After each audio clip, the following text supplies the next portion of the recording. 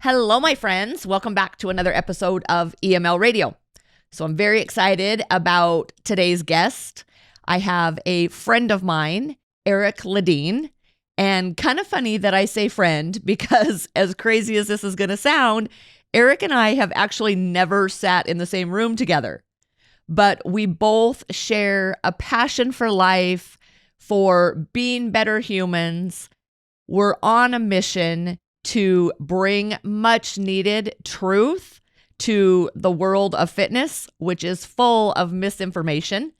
I consider Erik one of the very few people I know in the fitness industry that has an unbelievable and unprecedented level of knowledge and dedication and passion to not just making people look better, but making people feel better and overall just be better humans.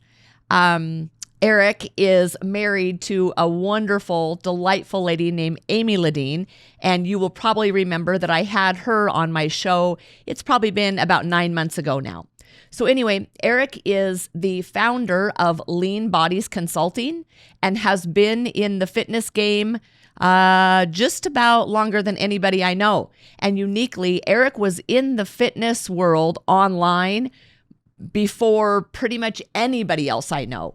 So we had such a great conversation that we ended up going almost 2 hours long. So we are breaking this episode into two parts. And I know you guys are going to enjoy it just as much as I did. So as always, I appreciate you tuning in, and I know you're going to love this episode.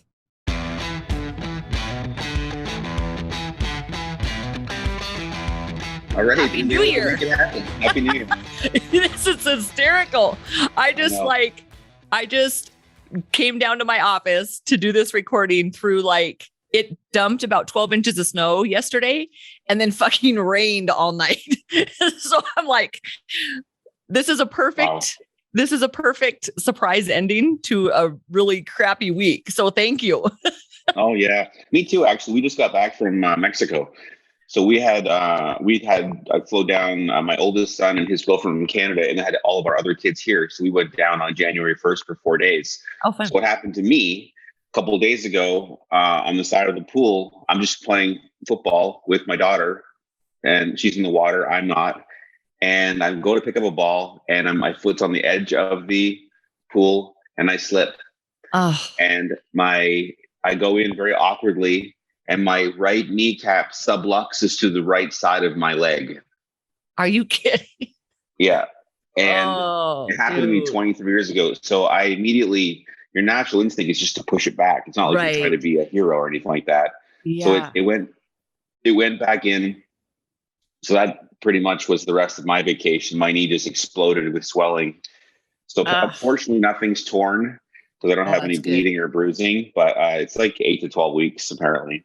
Oh, I'm so sorry. Yeah. So, hey, God, that kind of shit. Weather, busted knees, it all sucks. Well, and my week started with, we moved into this new old house. We sold our house and moved into this beautiful old historic home, which is just, I'm absolutely in love with this place.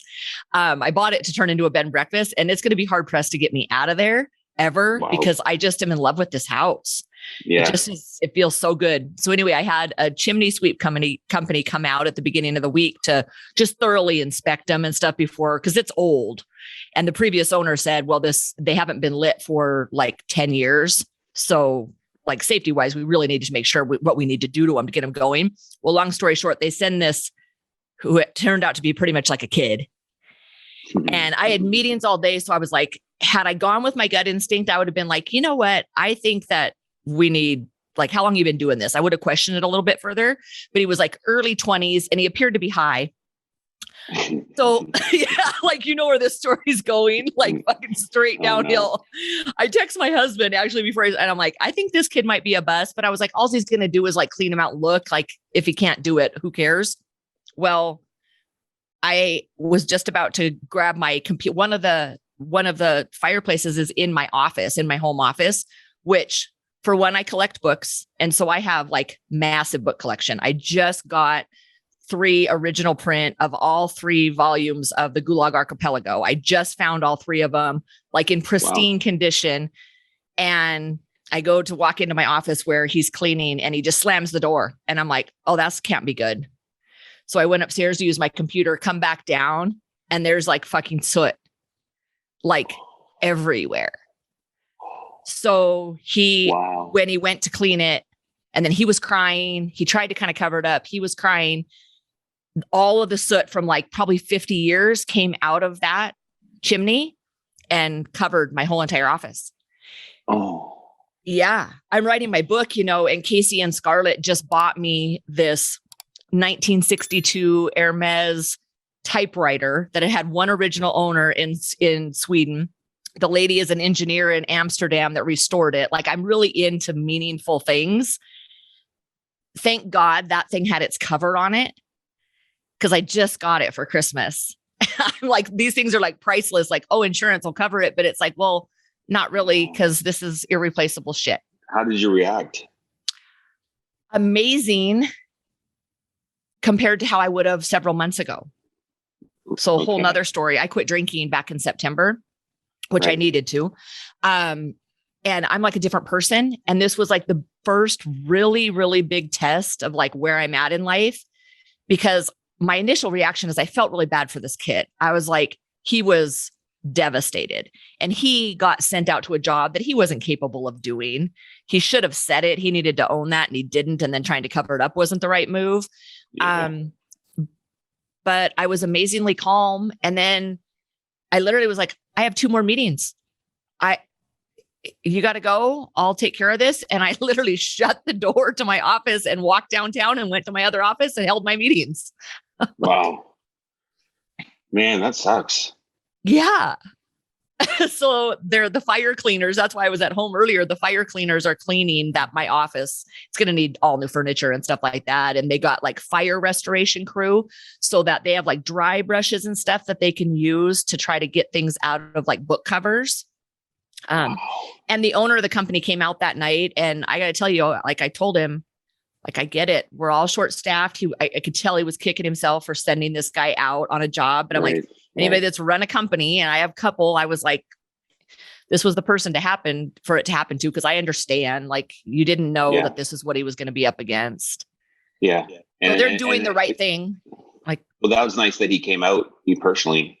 Oh yeah. And he was like, oh my God. And the look on the poor guy's face was horrible, because you could tell he was just, and he's like, what'd your husband do for a living? Like wondering, like, are you going to sue me? Like, I'm like, dude, that's not how we roll. Like, I get it. This was a big mistake. Let it be a learning lesson for everybody involved. Wow. That's rough. That's pretty rough though. Yeah. Right on. Hey, welcome to 2022. Yeah. And then last night, Casey's snow blowing because we've got all this freaking snow and we can't, it's like a snow day at school today. And all of a sudden I am sitting at my dining room table because I don't have an office, and I hear, ksh. I'm like, what the hell? The snowblower picked up a rock and busted out our whole back door. Our whole back door is glass. So I'm like, are you fucking kidding me? So I don't know if you want to be around me, Eric. Good thing we're like across the country with one another. Maybe we're meant to be talking right now. I know. That's why I was like, thank you for such a great ending to my week. Yeah, for sure. I know you guys in Coeur d'Alene. Where were you before? Like before we were in Coeur d'Alene? Yeah. We were in Houston. Okay. Yeah, we've been here for 17 years though. Okay. So this is pretty much home. Yeah. And you guys just moved from Canada though, because when I first, and we probably should tell people who you are too. Like, when I met with Amy on the podcast, you guys were still in Canada. Right. Yeah. So we moved. She moved down in January. And then with Kamali and Leilani, this was all the beginning. Her cancer had come back last year, and then she was going down for surgery and for an explant in advance. And then I was up in Canada still selling the house and stuff like that. My 2 kids from my prior marriage with me, and then I got down on July 2nd. So I've been down over 6 months in Florida. I love it. We're about 30 minutes north of West Palm Beach. Oh, okay. Great area. Yeah. Huh? Yeah. So, what's it like trying to get citizenship and stuff? Is it So my wife's American, right? Okay. So, Oh, gotcha. yeah. So they immigrated to Canada 8 years ago. We did this process going up that way, Opposite direction. and now we're going this way. So there's a couple tough decisions to make because I don't really want to be in Canada right now. I mean, it's pretty. Ontario is pretty shitty right now, especially they locked everything down. All my kids, even my ex-wife's down here right now. She's down here for 3 weeks. Wow. And we left for a couple of reasons. But the first thought around it, because we wouldn't have went down permanently for medical unless we were told that was necessary, because we were only an hour from Buffalo, which is where Roswell is, another cancer institute, right? Right. But things were changing a lot quicker. You know what I mean? There's a lot quicker. I mean, even if you look at the way they do the passports in the US, they're just a piece of paper. That's a QR code in Canada. It's digital. It's already digital, right? So they're talking about, and I'm in Florida now, and I see what normal life is like. It's so freaking normal here. And Canada, when I went back in September for about 3 weeks, brought my kids back for school, it just sucks. I was a mask defier early anyways, right? But you still knew you were in the minority. Oh, yeah. Right. And therefore you had to be at least a little bit aware of potential confrontation. Right. I never had any. I was always nice to anybody who said anything. I just just don't, no thanks. I just was kind about it. Uh-huh. Nobody bothered me. But it was still different. Whereas down here, there's just, some people do, some people don't. Right. And where I am, not many people do. So it just became much more natural. And then when I went back up to Canada, again, then I felt it. The first time I didn't wear a mask, which was the first time I went out, but it was just, I'm the only person in this grocery store maskless. So I feel that then they associate you with everything else that's happening now with the media driven narrative, right? Like, oh, you're one of those people. Yeah, there's you're either this or you're that, right? If you don't have a mask on, then I know everything all about you. I know your politics. I know your views on everything. It's like, what? And that was, say, September. Think about now in January, that would have quadrupled with the news, right? Yep. So the immigration here for me, I have two options the way to do it, because some of my friends, they have to do business ways in, an E2 visa or these types of different ways, right? Which are more complicated. Yep. But I have to either do what's called a consular process, which means that I'm applying as a Canadian resident, and I'm technically only allowed to be here for 6 months at a time, right? So do you have to go back and then because over? you're technically not living here. Okay. Right? So you have to be spending time in Canada as well. So I mean, since I was up for 3 weeks, I'll go back with my kids for a short time, but I don't really want to traverse the border if I can help it very often, right? When I went back up in September, I had to quarantine for 2 weeks, with my kids. I stay with my ex-wife when I'm there. But I have a mom who's dying in a nursing home there as well. But that's really one of the things that I left there behind, right? I don't have any siblings or anything like that, just my family, Amy and that. Mm-hmm. The other option, and then it also requires me to go do one trip in Montreal too, right? And again, I don't really want to be doing all this travel there if I can help it. Mm-hmm. The other option is what's called an adjustment of status, which means that you are applying from the US, that you've been here for a couple of months, let's say, and then it's twice as fast, because the consular process is probably about 18 months for me to get my PR card here, permanent resident card, right? Whereas the adjustment of status is about half that, because they do both parts at once. Because with an adjustment of status, I'm not allowed to leave the country to go back to Canada at all, no matter what. So if my son or my daughter was there, or my mom was there and she died while I was in that state, I can't go back. Oh, that's not good. Period. Right. So it's a very tough decision on what the best process is for me to do. So I haven't made that decision yet. I was, like I said, I was down in July. I was back in, September, October. So now my last date was April 22nd to here, but then I was just in Mexico for 5 days. So it'll just add 6 months to that. So you should have walked across the southern border. I know, right? Really, I'm not making light of it, but you got to go people need to hear these real life stories. I know. Because we have really close friends that used to be real close friends of ours that immigrated from Canada, and like their process, like their daughter's not even going to, she will never even be able to like apply for scholarships or anything like that. And she's a really good athlete because she can't get her citizenship for like, it's like 8 or 12 years, something just crazy. Right. So when people really understand our immigration process and then they see all these mass numbers of people just flooding across our southern border, it just makes you insane. Right. It does, because I mean, you think that the U.S. border was closed to Canada for just until November 8th, I think. For health reasons, supposedly, right? It's not about health. And here's the illogical aspect. Well, there's so much, we know, right? But so you couldn't drive across the border as a Canadian, no matter what, unless I could have. That was for medical exemption with Amy, right? Right. But you could fly out anytime you wanted. Well, how does that make sense? You couldn't drive into the U.S., but you could fly into the U.S., no problem. Well, and that's so ass backwards, because you would think driving in, because you're not around a bunch of people, it's just you isolated in your own vehicle versus loading a plane with hundreds of people. I mean, it's like the airport, on the way back the other day. I mean, that airport was slammed. I've been to Mexico many, many times, and I had never seen it like this. You had to do all your process, get your negative test to get out of the country, to get on the airplane. Cool, no problem. Mask in the airport, no big deal.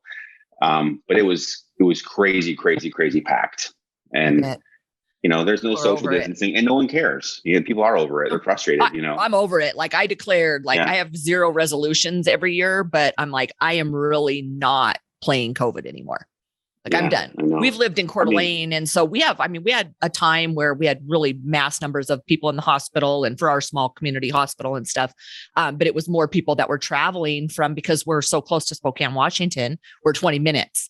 And they're still closed down over there in Washington. Wow. And so we just got flooded with people from out of states, all these Pacific Northwest, really liberal states that are just locking people down, and they've been coming here. So our mass numbers of COVID were really just people visiting our area and bringing it with them. But as far as like the mass and everything else, our whole community just never really did it. Adopted it. Yeah. No. And then when we would travel, we traveled a lot because we've got our company in Las Vegas. And so we were going back and forth to Las Vegas in the middle of trying to open that. And so we traveled a bunch, probably more the first year of COVID than we had probably in prior years. But we were so amazed when we would go other places. We're like, Jesus, like the rest of the world has like lost their mind. And there's these little pockets of places that are like, life is still normal. You wouldn't want to move to visit Toronto. I mean, it's like Florida here. I mean, it's like, this was our big thing. And people have, obviously everyone moved to Florida. Florida had high numbers originally. Look at it. There's old people here. Right. Oh, if anybody would be dying, it would be people in Florida. Yeah. And yet now there's super low numbers here, but in Toronto, in Ontario, so they already have a vaccine passport in Ontario, right? For gyms, movies, restaurants, indoor, whatever. That came in, a few months ago. But now they've even closed all that down. Even though only vaccinated people can go to those places, they're still shut down now. As of a couple of days ago, everything is shut down for 2 weeks. Kids are back at home, like gyms are closed. Just everything's closed. And all they do is talk about case numbers. They don't talk about anything else. You look at the data that comes out of the hospitals, people aren't dying. You know what I mean? Now at this point. And the thing that I don't understand, like, I just don't understand why people that overlook the main thing about every living organism is about survival, right? We all have, whether it be a tree or a human or a virus, it's all about survival. And in terms of unless it's changed, for crying out loud, one of the most basic things that is understood about viruses is the mutation. And what does the mutation do? Makes it more transmissible and less deadly to the host. Otherwise, if it kills the host, it doesn't survive. People don't even understand the basics, though.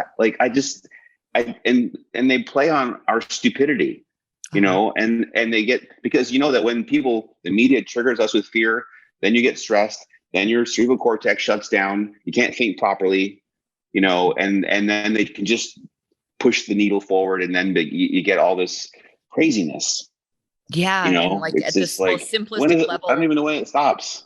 No, I don't either. I feel like I have a little bit of hope in that there's truth out there, right? And like scientific truth that you're only going to be able to suppress it for so long because that truth is coming out.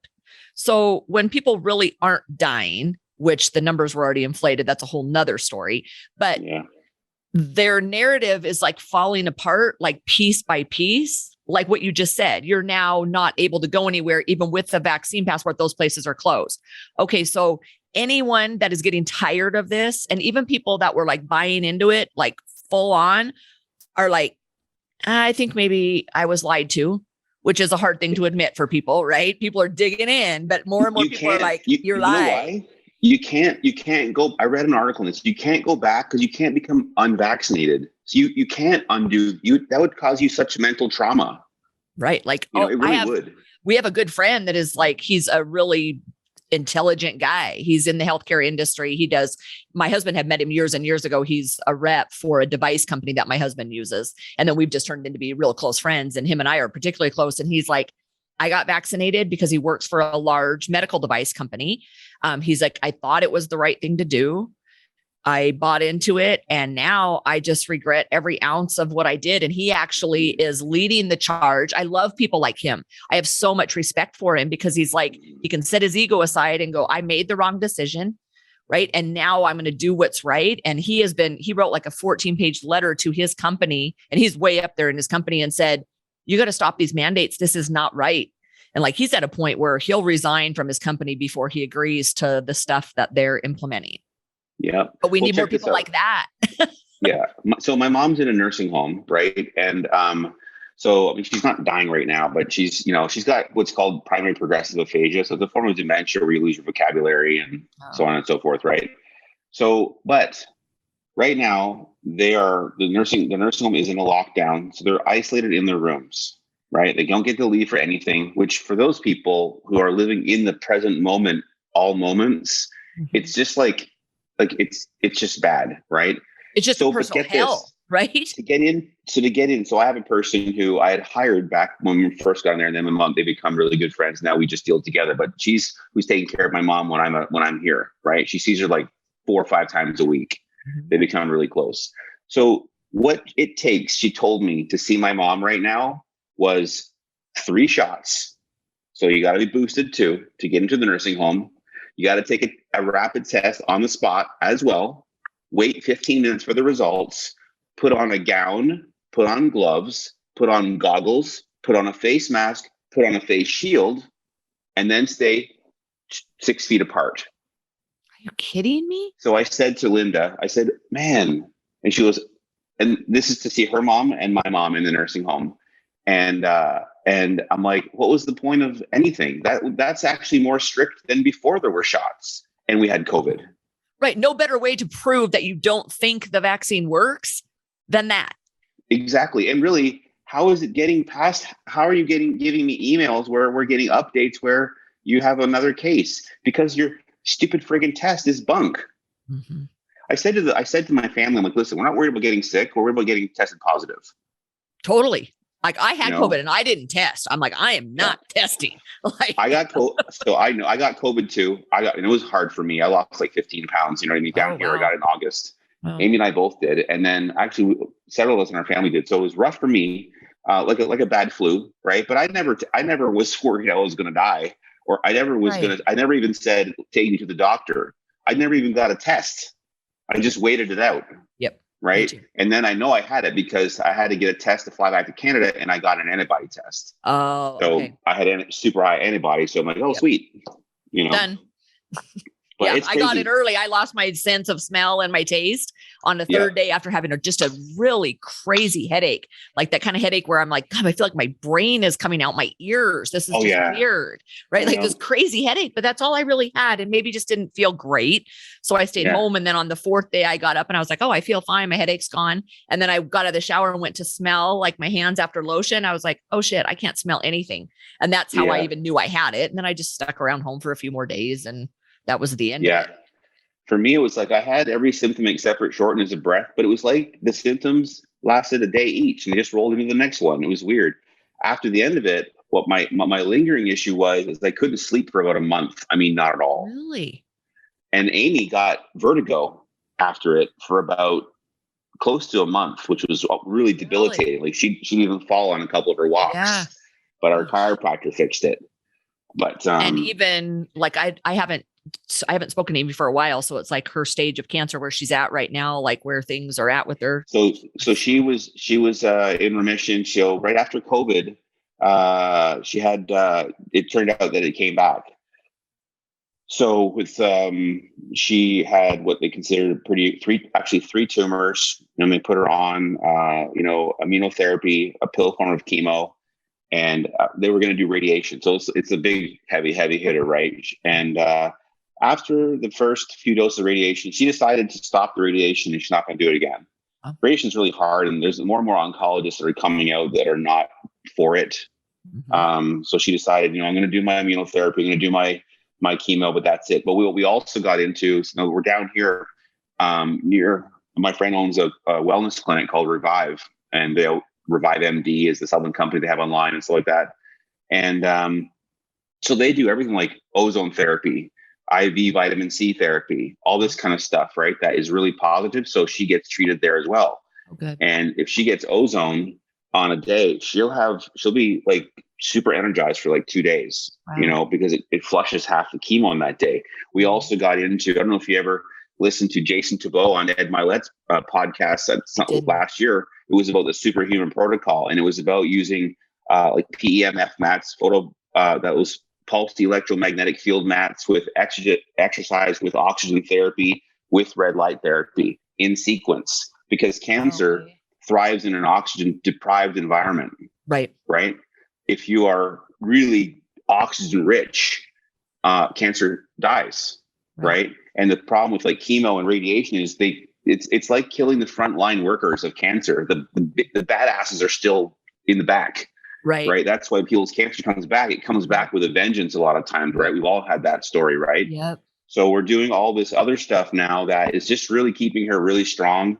And she's tough, right? Like she did 75 hard through this twice. So she just, as soon as she got her diagnosis back, she did 75 hard. God. Anytime, like even this week, anytime I'm like finding myself just bitching and moaning about things that I really shouldn't be bitching and moaning about, even like antique books, I like just pull open her Instagram story, because I'm like, all right, I just need to see that beautiful face. Right. Yeah. And her just willing to put it all out there. She really is like, I don't feel that way about many people. And she is one of those people where I'm like, she lives an unbelievable example of what resiliency and toughness and vulnerability look like. Right. Absolutely. She's amazing. One of the big things is that she doesn't identify as just a cancer person. Mm-hmm. It's not her identity. Mm-hmm. She competes against it. Yep. Right. When she has a hard day, she wants to work out hard. Mm-hmm. She has lived her life and still has big goals and big dreams and big vision boards. And that's her. Yep. That's Amy. Yeah. This is not her. So that's why she wins a lot, because she is tough enough and has a very high pain tolerance, to the point that she was at the second highest level of vitamin C therapy, and it did damage to her veins to the point that they couldn't do blood work. But she was supposed to tell them if it hurt too much. She goes, I thought I was just supposed to deal with it. So she has good mental toughness, has a lot of self-belief and a lot of pain tolerance. And that allows her to deal with the cancer side of things while she continues to plow forward with her life goals. And that's what makes her really awesome. That's why everyone loves her, right? So, and it's a rarity, right? There's not very many people that I know. I have a very, very dear girlfriend who was battling breast cancer in the last 2 years, and same approach. She's just this iron woman, right? But not falsely iron. Like she genuinely is like, when it's hard and she's struggling, she admits it, but she went a completely naturopathic way. She had a lumpectomy. She got it taken out. But then they wanted to take out some of her lymph nodes and stuff too. And she was like, no, I don't really want to deal with the consequences. She got she's already very knowledgeable about the human body and stuff. And then she just took that to the next level and did high dose. I don't know everything she did, but it was all what you're talking about. She did really high level vitamin C, like high level, to where like people were amazed that even the practitioners were amazed that she could tolerate the amounts that she was taking. But she's been cancer free for oh geez, probably at least 6 months now. And Yeah. she looks, You just never know. I know. People aren't open enough in the Western world to the other kind of body hacking type of stuff, Absolutely. And I mean, Amy was just listening to a podcast and it was Rogan with a pharma guy, and just like, you just don't know what to trust. It's private business. People think that like a drug company is like Kellogg's coming out with another cereal, right? I mean, that's really what it is. No, that is what it is. They have another product you consume, not a product that's better and more healthier for you. They have another profit product. And they go so far as like a Kellogg's. No, and Kellogg's will go out and say like high in vitamin C or iron or some bullshit, right? Like, just to make you're it like, different. do you really think that Sugar Smacks is high in iron? I mean, right? But people it's freaking crazy. Yeah, it is. It is crazy. I've learned to just question everything that's considered to be unquestioned. Mm-hmm. But that's how we all learn, right? And I think that we've lost that. Is like we've kind of been and I think it's been decades on the move towards this, right? Which is, we could spend 2 hours on that alone. But people not really wanting to take responsibility or being brave enough to have dissenting opinions, to think for themselves. We're kind of convinced that we have to belong to some group. Like when you just said that, Amy said, like, I don't want to just identify as a cancer patient. Like that's like one thing I'm dealing with, right? People are putting these labels upon themselves. Like I've never jumped into like, I'm a woman business owner. It's like, well, I'm a business owner, but it's like one piece. Like the fact that I'm a female and own a business, I don't care. Like I don't want to be associated with any group like that. But we have so much group think that it's really diminishing our ability to even think for ourselves and to question things. And now we're at the point, if you do question it, like you're in trouble. I'm completely shadow banned on everything. I'm not on Instagram anymore, and I'm not on Facebook because I share my daily truth there that I write on Substack and then I write on Locals, but I get one like, and it's usually my mom.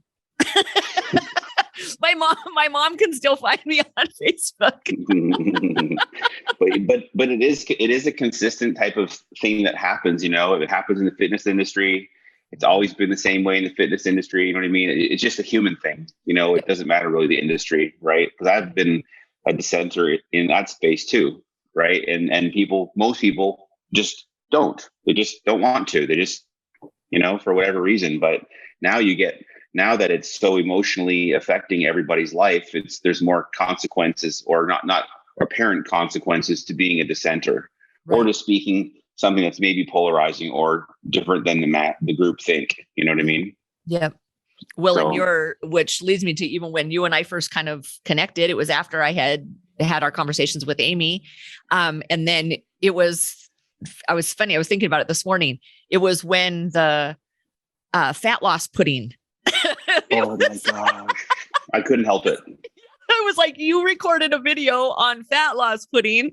And I was like, okay. I already knew you were like in my camp of like these intelligent people that actually know what they're talking about, and not like the typical in the fitness industry, right? Like you just have to put it out there. It's true.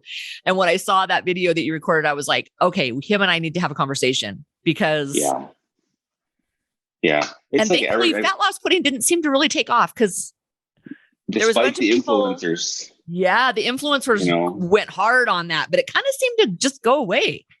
Yeah. I mean, that stuff has upset me for a long time, like I've been in the like fitness industry for a long time online specifically, but I also came from the supplement industry before that, right out of university. Right. So, okay. I didn't know that. Will you tell me, just like, and everybody that's listening, but tell me about your background? Cause I don't even know kind of what got you to where you're at.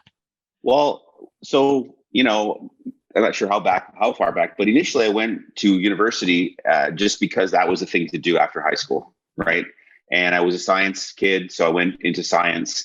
Couldn't really see a career path. So at that time I became more interested in working out, training and nutrition. I thought, well, it'll be a chiropractor.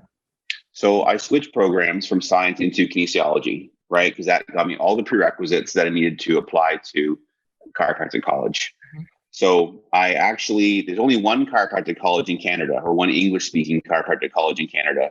And there is obviously one per state, practically some two per state in the US. So I'm like, I'll apply here, but I'm going to make sure I get into an American school, right? So I chose Parker, which is a school in Texas. I ended up not going because like $250,000. I didn't want to put my parents on the hook for it. Yeah. So I didn't get into Toronto. So I'm like, at this point, it's so weird it's so funny how I ended up here. But then I'm like, what am I going to do? I'll just reapply to the Toronto School of Chiropractic next year to show persistence. Mm-hmm. And I will go to do my bachelor's of education in the meantime. And as my backup, I'll be a teacher. Right. So halfway through my teaching degree, my BEd, my university professor, nutrition professor called me and he says, hey, I have two opportunities for you. He says, one, he goes, I'm only taking one student next year for my research project on protein, and I'd like it to be you. So I had the highest mark in his class to this point that he'd ever given. So we just meshed, right? Yeah. Yeah. And although we've had a falling out over COVID. Of course, right? Yeah, he's the opposite. That's unfortunate. That's really unfortunate. Yeah, years later, he blocked me on social media. And then he said my other opportunity was Muscle Tech at the time. Their name was looking to expand their research and development department. Okay. And he knew the director there, and my name came up, right? So I said, well, I got 4 months left in this program. I at least got to finish it. It's and then I'll consider. I said I don't want to go back to do a master's. I'm not really interested. I switched programs. It took me a bit longer to get through school, but I'm interested in the job. Right? It's a bodybuilding company. I mean, come on. Yeah, yeah. So I ended up going, having a phone interview before I finished school, and then an in-person interview the second day I got back at Muscle Tech. But it ended up being in the marketing department, not the R&D department. And so eventually, I was in that department. I mean, I'd already been doing like even some contest prep through university for local people, some friends. I was really deep into the bodybuilding kind of culture. And so the company was fantastic because it's just a bunch of bodybuilders, right? Like that, in the research department, people competed. It was amazing. They had their own in-house competition. Oh, wow. But you have a lot of bros in the knowledge, some of the stuff that we know is just kind of nonsense. And I'm like, I'm the newbie here and I know more than most people here. And I can't seem to figure out how to share my knowledge and get myself into a different type of position. Right. So I ended up, you make friends with people. So I eventually, my responsibility there was, for most of my time, was to do all the diet and training programs for the before and after athletes. Oh, okay. So you remember the fat burners ads, the hydroxy ads. Yeah. So I was the coach. Right. So, so all the advertising campaigns outside of it was like, some pro bodybuilder, they do their own stuff. They don't need any help, right? But all the ones they found for like the hydroxy ads and commercials, I coached them. So that was what I did exclusively out of school for about 5 years. And then about 8 months before I left that job, I actually started coaching online. I was on a forum. And, I just was helping. I helped 2 competitors for a show just for fun. And next thing you know, and they both won. So the next thing you know, the forum is coming at you. Right. Yeah. What years would this have been? So this is going back to 2004. Okay. So I started online in 2004 with, oh shit. Yeah. Online coaching, contest prep, stuff like that. And then what it came to that point was, it's funny how I left Muscle Tech, but my carpool guy quit.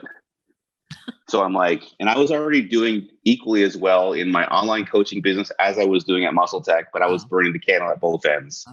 So I was considering taking the leap and going on my own, but I wasn't confident. I wasn't really sure I could do it. So, but it was really scary, right? So when he resigned, I quit the next day. And then I don't have a ride anymore, so I'm done too. Yeah. Well, we both drove, but yeah, true, right? We worked an hour from home. So so I said, oh, here's my shot. So I went all in on it at that time. And then, it was Lean Bodies Consulting, right? And that's 2004 was when I started, and I did really well right off the bat, right? Because I was also on the oxygen boards which is that magazine, Auction Magazine. So I was a lead moderator on that board. That's where Amy and I actually met on Oxygen as well, by the way. Mm-hmm. And that was basically a board full of females who either competed or wanted to look like they work out. Mm-hmm. Some degree of wanting to look like they work out, right? And that's always been the type of clients that we like to work with, is like, people that want to look like they train. Yep. That don't just want to exercise, they want to actually look like they train. Yep. And that's a degree. That could be here, but you define it somehow by getting there through lifting weights. Yep. Right. So that was a great spot for that. And then Facebook happened. And then, it's been 18 years later now, still going. So, and that all worked out well, right? Yeah. But you know what? It's crazy because a lot of the things that I used to really argue about online, and that I argued a lot, is stuff that everybody agrees on now. People that used to do all the double cardios and do all the eat 5 foods to get in shape and all the old bro stuff that we all know we called bro stuff. Yep. There was only a few of us that argued against that stuff, and that was kind of part of my draw. Even when I first had the conversation with Amy, it was because my world in fitness is like the complete opposite of that. Right. So everything I came into the fitness world late, or like it was something I was a portfolio manager for Merrill Lynch and then for Solomon Smith Barney. And then after my daughter passed away, I was like, my husband was still finishing up his fellowship that year. And I was like, I can't do something that I just don't love anymore. Like life's too short. It was a turning point in my life where I was like, I'm not going to waste another day in my life doing things that I hate, but I didn't know what it was that I wanted to do. And fitness like made me okay. Like it was the thing that got me through that whole depressive time in my life. Right. It like really did kind of save me. And I always liked fitness. Like I taught aerobics when I was in college, which is funny, right? Like with leg warmers and the whole 9 yards, but I didn't know anything about training. I didn't know anything about fitness whatsoever. And then I went to a real fighting gym in Houston with a guy named Chemo. I don't know if you would have remember, I don't know if you were ever into mixed martial arts or anything, but I trained with that guy and I would train cause I'm tough. I was always just mentally tough. And so I loved pushing my body to this level that kind of almost let me escape all the pain that I was in. And so I trained like I was going to fight, although I was never really going to let anybody punch me. That was not going to happen. I don't want to get my face punched. Yeah, right. No. I'm like, I look tough, but please don't. Not interested. Yeah. Not interested in looking like I'm beat to shit as a female, especially. No thanks. But anyway, my fitness always came through the realm of like functionality, irregardless of body composition or anything else. But like you, I've always I dismissed and kind of questioned all the old bro science stuff. But I knew everything on the energy system training and CrossFit. I hate even saying it because it kind of almost dumbs it down, but it was like I was in CrossFit when it was hard too. Right. So, and I was one of the early people in CrossFit to question it. It was like, okay, well, what we're doing. So when CrossFit first came out, it was all about eat a paleo diet. Yep. And then fucking train anaerobically. All the time. Right. Yeah. And it was like, I did that like through my own mistakes. It was like, who cares about your recovery? Yeah. And I was young enough that I looked like the bomb, right? It was like, but like hormonally, I was an absolute train wreck. And I was actually going so far as like doing super hard CrossFit workouts on just bulletproof coffee in the morning. And now I wonder when I'm 49, I have all these like hormone things I've had to try to like recover that's from. Just it. It's very interesting you say that because, I find that, so if you go back 18 years, I just turned 48, so around 30, right? And I was deep into the prep. I love working with competitors because I found that they were very disciplined. They were good executors. You weren't coaching as much as you were training and diet coaching them, right? No mental crap. Right. And you could really showcase what you could do and you could really have fun with them and get them really lean and get the result, right? That was cool. Go to the shows. But as you get older, you have a family, you travel less, become a little bit less interested. I don't really care about contests. I moved away from that about 5 years ago. Okay. Now it becomes a different type of client, but it's also because your clients tend to grow with you. They get older with you, like a barber, you just grow up. Yeah. So now Now, those people are either former competitors in some cases, or they're dealing with metabolic resistance, weight loss resistance, which incidentally looks very similar hormonally to menopause issues, right? You have jacked up sex hormones, your cortisol levels are high, you have sleep dysregulation, you have blood sugar. It's all the same stuff, right? Yep. And so you have people that have a dieting history that are going to have that happen around this age anyway. Yep. And they have these expected changes coming as well. It's like a double whammy. And yet they're still doing HIIT cardio and CrossFit, not realizing their bodies are hyper stressed anyways. It's chronic stress. Yep. I put a post up on our LBC page before Christmas. I'm like, if you are in this season of life, this menopausal or this, that chapter of life, that age range, the worst thing you could be doing is lots of hard workouts, lots of hard cardio, metabolic type of stuff. I saw that post. I saw it. And huge. I'm not really on there much anymore, but it was like, I saw it and I was like, oh my God, yes. Like we're speaking the same language.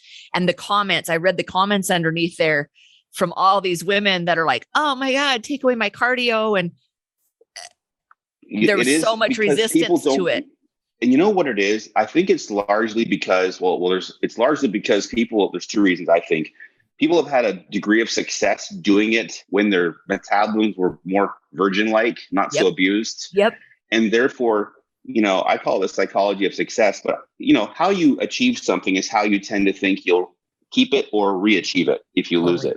Yep. So if you got there doing some crazy stuff, like a contest prep diet, you might go let's see if I can do that again 3 years later because it worked before. Yep. Right. So people have done all this stuff because, I was one of the first to say that double cardios are stupid. We should do intervals, only twice a week was my rule, but we should do HIIT cardio or that type of stuff.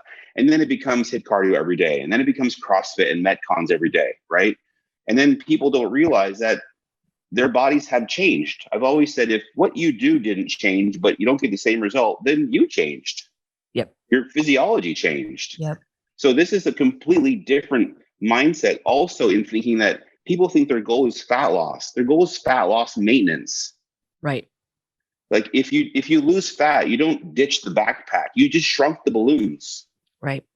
Right. You still have the balloons. And if you did this in a really bad way, hormonally, you are set up to reinflate big time.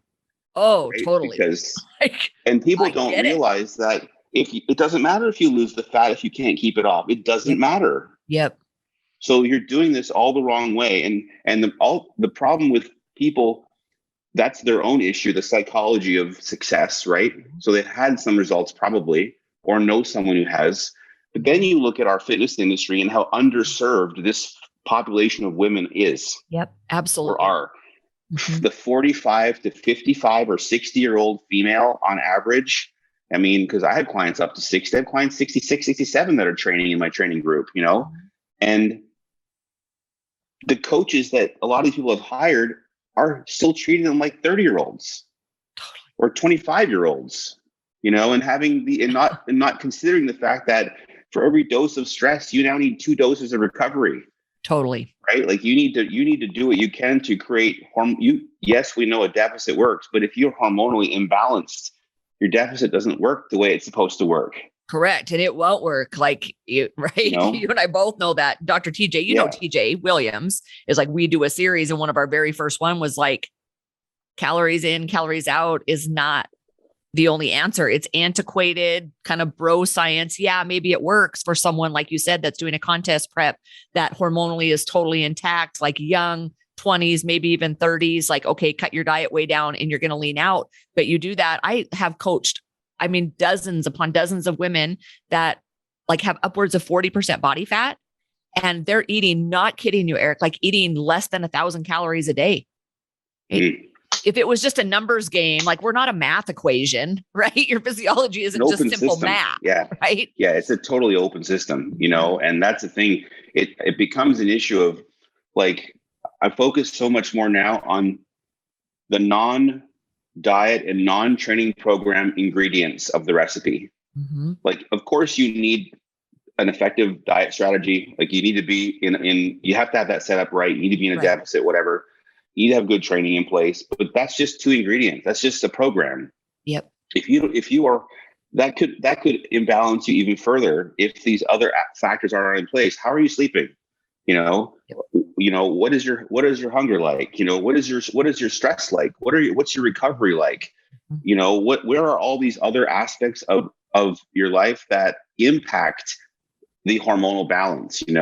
Like I find there's a couple things that are the first one I do to try to get someone to appreciate structure and regimentation. So I take, we always call it a Groundhog Day approach. Oh, it's basically, if I can get somebody to eat meals at the exact same time every day, literally, and not snack between meals, they will find that hunger that comes with fat loss and getting lean is not random now. It shows up exactly at those times. Totally. Because it's what your I've body been loves doing really predictability. strictly. Yep. I'm doing that really Makes a big strictly difference now. And it's like, I just lost 25 pounds in the last 4 months since I quit drinking. Amazing. And yes, the drinking was one of it, and my body fat just went right back down to I'm at 19% body fat again. It was like, wow, are you kidding me? Yeah. And it's like, you haven't seen me in person, but I was like, I'm stacked. I'm stout, right? I still weigh, I think I weigh 170 right now, right? My training weight was I've seen some of your training stuff, and your husband had some training videos up. Right on. I'm thick. But I didn't do anything. I did all the things I was doing. I always ate good, even though I was drinking too much, cut out all my alcohol, but I'm really, my circadian rhythms are the 100% of my focus. And now I just have my blood work redone with TJ, and all my hormone levels are just pristine. They're better than they have been in amazing 10 years, and I'll be 50 next year. But because of that one thing, I'm eating in a really tight window. I don't even like to call it intermittent fasting, because then people just latch onto it and go, okay, well, I can just eat whatever and eat only within 10 hours. And that's going to do it. That's like trying to get your PhD in nutrition when you don't even have a first grade education, right? Which is what people want to do. That reminds me of my fight with IIFYM. I've had many of those fights too. If it fits your macros approach, oh my gosh, don't like that either.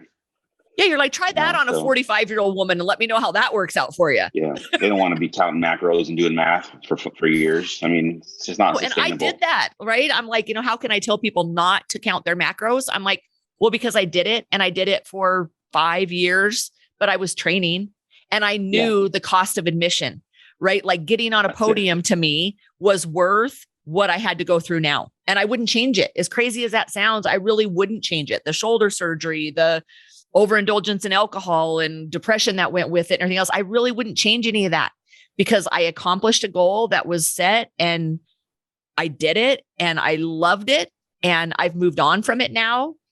But what the point in that is, what I did then to train isn't what I'm doing now. Right now, I'm walking a lot. I don't really need to weight train. I got so much fucking muscle. It was you'd have to chisel me apart to get it off me. Right. So I've got so much muscle. My metabolism is running well. I had to fix my hormones, and that involved sleeping on a really tight schedule, eating at exactly the same time every day, every day. Yep. And reducing my stress. I walk a lot. I walk 5 miles a day. It makes a huge difference. Mm-hmm. Yep. But it is so this is just, people think they have to work it off. Yep. They got to burn it off. Right. Yep. I mean, no, the gym is not for that. The gym is for development. It's for getting stronger, for getting more muscular, for getting faster, it's for developing you. It's not for burning calories. You know what I mean? That's just not the design there. It's people that do cardio after Christmas or something like that. That's just reinforcing disordered thinking around food and exercise. Totally. Right. The compensatory work. Right. But, it's difficult to get people to, you really have to someone's got to be kind of following you and understanding your consistent message of that, because it's so anti the marketing in the fitness industry, which is always a deadline. Mm-hmm. Deadlines are also slippery slopes for people because of the pressure they create and the scale watching they create. Yep. Right. And the finish line thinking. This is why a lot of former competitors have such a hard time, because they are finish line based, and therefore their commitment was for a means to an end only, to get in shape for the show. Right. Mine was to train my ass off, kill myself to go to my competition. And then there was a finish line. And for competitive people, even sports minded people, that's hard. Look at everybody that retires from the NFL. Look at them. Holy hell. That's exactly the point. And that's why it's so difficult actually for people to to keep in shape, because it is promoted as a means to an end to lose weight and, oh, I'm finished. Hence all the unsustainable diets. But there is no finish line to staying in shape. You don't get to quit. You have to be invested into you talk about being disciplined, right? And being able to show up for yourself consistently. You have to be invested into that, because that's the part that changes the person, and the person then has the changed body because they're the changed person. Totally. People are all expecting themselves to get in shape and then be different. That's golden handcuffs. You're the same trapped person in a better looking body. It'll be temporary. You invested into the wrong thing, the outcome. Because the process may soften for you once you're in shape and have, like, if you're in an active season of change and you need to be tight to lose fat, those guardrails are like concrete guardrails. Stay here. This is the most efficient way. But once you're in shape and happy, they should transform into like red velvet ropes, outside of a busy nightclub, where they just kind of like, it's awareness. This is the good place to be most of the time, right? But I don't get to just go over here and do all this crap and expect to get in. Yep. Right? You're budding. There's so much there to unpack, but the obsession with it, like, for one, having a deadline, and for two, the obsession on it being just the way you look. And as fast as possible. Is really, like you said, it's just their handcuffs. And for me, like, I've always put it out there with my clients, with everybody that listens to me, is that your body just houses your mind and your spirit. If you want this thing to flourish and look like it's flourishing, then all this other stuff has to be in play first, because then your body will follow suit. And I've been on one end of the extreme to the other, right? And it's funny because I was just having this conversation with my husband last night when we went to bed. I was like, it's really interesting that I'm sitting around 19, probably 20% body fat right now. I still would like to lose another 15, 20 pounds. Because I know it's not like a weight loss goal. Like, I know where I'm optimal and where my body just finds this really comfortable level, right? But I was like, I am more comfortable in my body right now than I was when I was training. And I looked at a picture the other day. I was like, I was fucking lean. And I was like, God, like as lean as you can get and still do CrossFit, right? I can remember I was like, I didn't want to ever put on any lingerie, because I would say, God, I feel like a linebacker. Like, I feel like a linebacker in a thong, like when I do yoga, right? It's like a guy from the NFL can't touch his toes. And I was like, how crazy is that? That looking at pictures of it now, I'm like, shit, I looked great, but I wasn't comfortable in my own skin. Yeah. I'm more comfortable now because I've got all the pieces kind of in a really good, healthy place, like with the velvet ropes. Exactly. Right? You know what I'm it having is? dessert every now and then, because I'm like, I don't drink anymore, so I don't have any sugar other than just a dessert. I'm going to have a dessert here and there. And it's about not overeating, not eating, about not overeating, right? You have a fence of protection around you where you live a little bit more disciplined. I say something that most people, when I say it, agree, but understand it in the exact opposite way. And it is that your body is a reflection of how you feel about yourself. Most people think that means my body is not very good looking right now. I don't feel good about myself because of that. That's how people even talk. That is not the case. That's an effector, but that is not the actual real issue. You don't feel good about yourself because you're not disciplined, because you don't show up for yourself, because you do self-betray, because you always cheat, because you can't stick to anything, because you're all over the place, and your body looks like you live that way. Totally. That's the result. That's the physical result you get from being that way as a person, as an identity, as a habit, as a bad habit liver, right? So your body is proof that you don't take care of yourself. It's proof that you don't do the inner work that you just talked about, having your mindset and emotional fitness in place too. Because, like I've said to clients, if you could just stop self-sabotage behavior, how would you feel? Like, if you could just consistently, it's like Amy's DACs. If you could consistently show up for yourself, how would you feel? Man, I'd feel great. Yeah, you would actually. But you know what would also happen? You wouldn't cheat on your diet, which means you would allow your diet to work. So you'd get the result that you're dreaming for, but you feel good already before you're at the finish line because your confidence increases because you're consistently winning. So your body starts to reflect the fact that you're consistently winning. Yep. Totally the opposite of the way people see it, right? But that's the actual truth. And it's also what you just said. Yeah, it's exactly what I'm living. In terms of you had to do the inside stuff to make yourself happier, to make yourself show up for yourself, to be consistent. And then your body starts, oh, look at that. I'm in shape. Yeah. You know what I mean? Like, because that's what happens when you live that way. You just, your physical body is a reflection of your habits. First you create your habits, then they create you. Yep. Right. And that's being invested into the process, not the outcome, because the process guarantees the outcome. Totally. Right. And that changes you as a person.